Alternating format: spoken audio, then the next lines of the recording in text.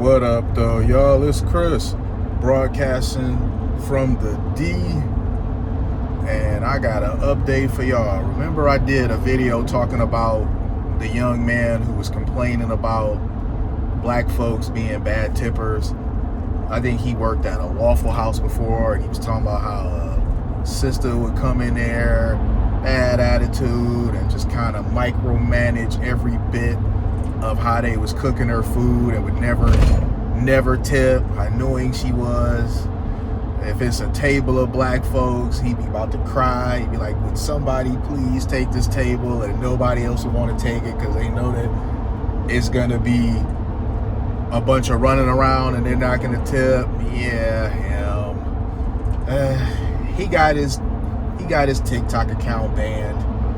He did a video talking about it. I guess he's made a new one, and he was pretty upset. He was literally crying about it. He said he had so much money in that account that he was counting on to pay for things.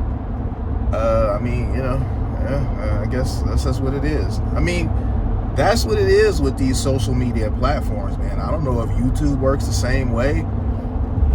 But a lot of times these accounts on these different apps, if you get banned before the payout, they'll just keep your money. I know for a fact DoorDash was moving like that. I don't know if they still are, but I used to watch a bit of the gig economy stuff because I thought it was very entertaining. And I seen multiple horror stories where the person would be deactivated, not necessarily banned, just deactivated. And DoorDash would just keep their money as if they didn't spend the time, doing the deliveries. There was this one guy, I think he had like $1,600 on there, and he was waiting for the payday.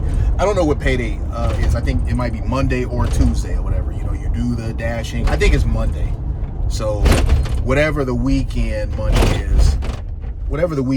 is that you gather up, that makes sense. So yeah, you would get your pay kick out on a Monday or whatever, or possibly Tuesday, depending on your bank.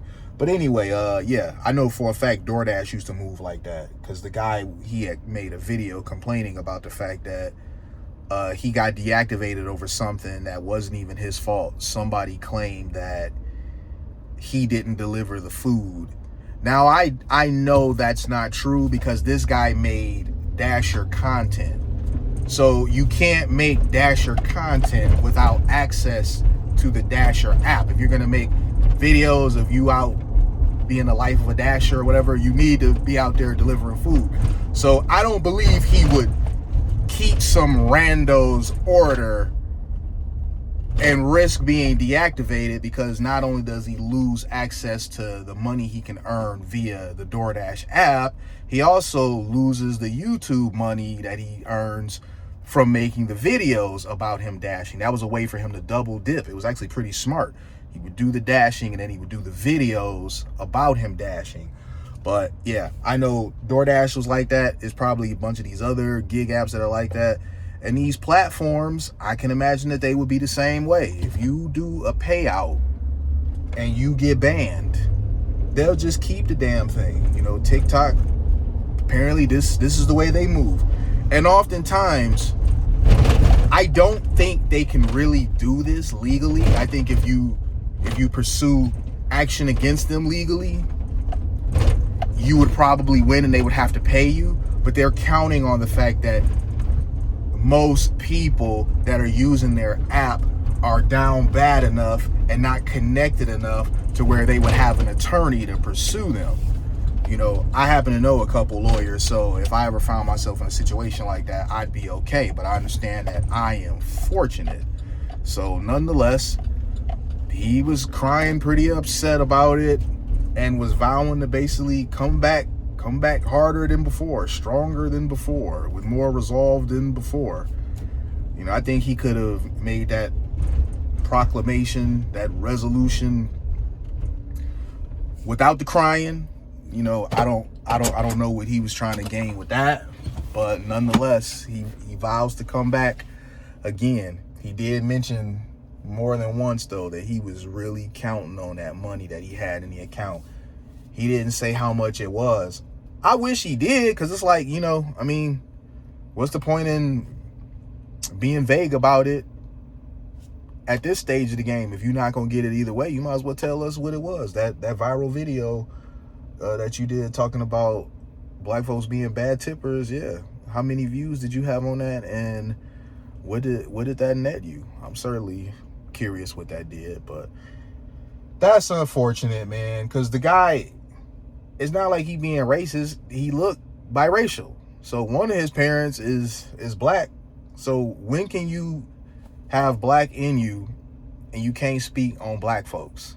You know, it's just kind of weird to me, man. It's like, I don't know. I'm not even gonna go there, man. I'm gonna keep this video PG, man. We've been off to a whole good run on this video. We gonna stay there. We gonna stay PG. I ain't drop no F-bombs or nothing.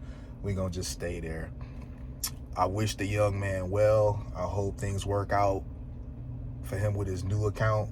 Whoever the person or persons were that went reporting this video, because it was probably more than one for them to nuke his account.